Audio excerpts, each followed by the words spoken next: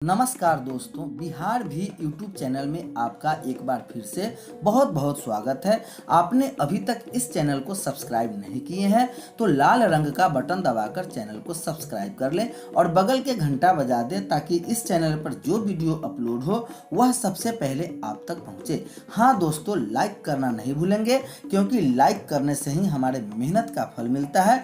तो आइए जानते हैं इस वक्त सबसे बड़ी खबर क्या आ रही है। नियोजित शिक्षकों के लिए इस वक्त बड़ी खबर आ रही है। अपलोड होंगे 3.5 लाख नियोजित शिक्षकों के सर्टिफिकेट। पोर्टल तैयार हो गया है, उस पर जल्द ही पंचायती राज एवं नगर निकायों के शिक्षकों के सर्टिफिकेट अपलोड करने की प्रक्रिया शुरू होगी। राज्य में पंचायती राज एवं नगर निकाय शिक्षकों की संख्या तकरीबन 3.5 लाख है। यह शिक्षक तकरीबन 8,500 नियोजित शिक्षक इकाइयों हैं। इसके मद्देनजर पोर्टल पर नियोजन इकाइयों की मेधा सूची भी अपलोड होगी। आपको बता दें कि शिक्षकों की नियुक्ति के लिए नियोजन इकाइयों द्वारा उपलब्ध रिक्तियों के विरुद्ध पहले अभ्यर्थियों से आवेदन लिए जाते हैं। उसके बाद तय प्रक्रिया के तहत अभ्यर्थियों की मेधा सूची बनती है। मेधा सूची से ही नियोजन इकाइयां चयनित अभ्यर्थियों को शिक्षक पद पर करती है। इसलिए शिक्षकों के लिए सर्टिफिकेट के साथ ही नियोजन इकाइयों की अब तक की मेधा सूची भी पोर्टल पर अपलोड होगी, जिससे शिक्षक नियुक्त हुए हैं। शिक्षा विभाग का यह पोर्टल एनआईसी के सहयोग से तैयार हुआ है। इस पोर्टल के अस्तित्व में आने की वो अपने अलग कहानी है। दरअसल उच्च न्यायालय के आदेश पर पंचायती राज एवं नगर निकाय शिक्षकों के सर्टिफिकेट की जांच विजिलेंस कर रही है।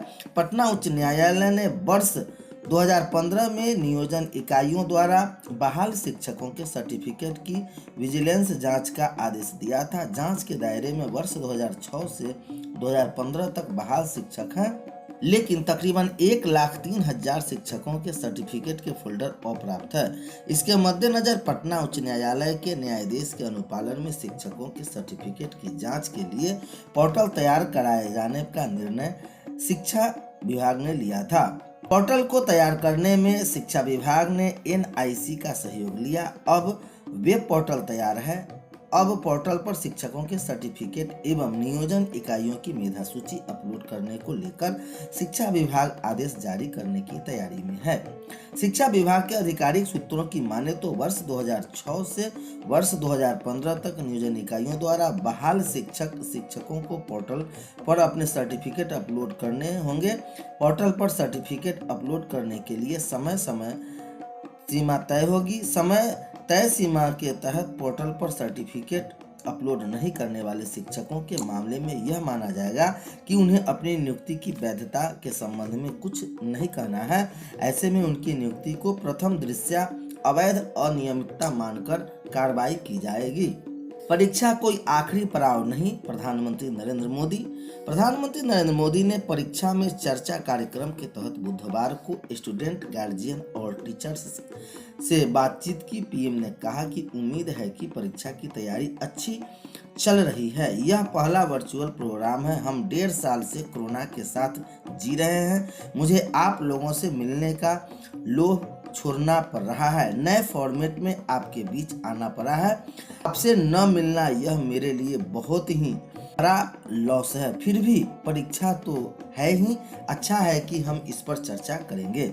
आंध्र प्रदेश और अर्पण पांडे मलेरिया 12वीं स्टूडेंट का सवाल कि परीक्षा के समय बहुत तनाव हो जाता है, तैयारी के दौरान तनाव से कैसे निपटे, इसका जवाब देते हुए पीएम ने कहा कि आप जब डर ही की बात करते हैं तो मुझे भी डर लगता है।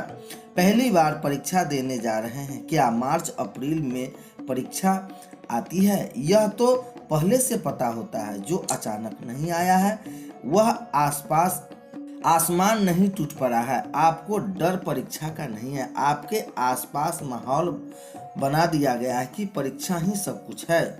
इसके लिए पूरा सामाजिक वातावरण, माता पिता, रिश्तेदार ऐसा माहौल बना देते हैं कि जैसे बड़े संकट से आपको गुजरना है। मैं सभी से कहना चाहता हूं कि यह सबसे बड़ी गलती है। हम जरूरत से ज़्यादा सोचने लग जाते हैं। इसलिए मैं समझता हूं कि यह जिंदगी का आखिरी मुकाम नहीं है। बहुत पड़ाव आते हैं, यह छोटा सा पड़ाव है। हमें दबाव नहीं बढ़ाना है। पहले क्या होता था, बाप बच्चों के साथ ज़्यादा इन्वॉल्व रहते थे, आज ज़्यादातर कैरियर पढ़ाई सिलेबस में इन्वॉल्व है। मैं इसे इन्वॉल्वमेंट नहीं मानता, इससे उन्हें बच्चों की क्षमता का पता नहीं चल पाता। वे इतना व्यस्त हैं कि उनके पास बच्चों के लिए समय ही नहीं है। ऐसे में बच्चों की क्षमता का पता लगाने के लिए उन्हें बच्चों का एग्ज़ाम देखना पड़ता है, इसलिए उनका आकलन भी रिजल्ट तक सीमित रह गया है। ऐसा नहीं है कि एग्ज़ाम आखिरी मौका है, यह तो लंबी जिंदगी के लिए अपने को कसने का मौका है। समस्या तब होती है जब वह इसे ही जीवन का अंत मान लेते हैं। दरअसल एग्जाम जीवन का गढ़ने का अवसर है, उसे उसी रूप में लेना चाहिए। हमें अपने आप को कसौटी पर कसने का मौका खोजते रहना चाहिए ताकि हम और बेहतर कर सके। कुछ सब्जेक्ट से कैसे पीछा छुड़ाएं, इस सवाल का जवाब देते हुए पीएम नरेंद्र मोदी ने कहा कि कुछ अलग तरह का विषय है। आप दोनों से किसी खास विषय से डर की बात नहीं है। आप ऐसे अकेले नहीं हैं। दुनिया में एक भी इंसान ऐसा नहीं है जिस पर यह बात लागू नहीं है। मान लीजिए आपके पास बहुत बढ़िया 5-6 शर्ट है, इसमें से 1-2 ऐसा है जो बार बार पहनते हैं। कई बार तो माँ बाप भी इस चीज़ों को लेकर गुस्सा करते हैं कि कितनी बार इसे पहनेंगे। पसंद नापसंद मनुष्य का व्यवहार है, इसमें डर ही क्या बात है। होता क्या है, जब हमें कुछ नतीजे ज़्यादा कुछ अच्छे लगते हैं उनके साथ आप सहज हो जाते हैं। जिन चीज़ों के साथ आप सहज नहीं हो पाते हैं उनके तनाव में 80% एनर्जी उनमें लगा देते हैं। अपनी एनर्जी को सभी विषयों के बराबर से बांटना चाहिए। 2 घंटे हैं तो सभी के साथ बराबर समय देना चाहिए। टीचर्स हमें सिखाते हैं कि जो सरल है उसे पहले करें। एग्जाम में तो खास तौर पर कहा जाता है कि पढ़ाई को लेकर यह सलाह जरूरी है।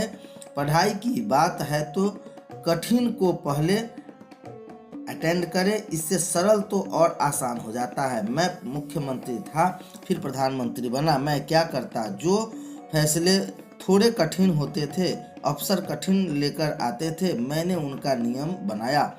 कठिन फैसले पर पहले विचार करना है, रात में आसान फैसले वाले चीज़ों के बारे में सोचना है, सुबह फिर कठिन से मुकाबला करने के लिए तैयार रहता हूँ।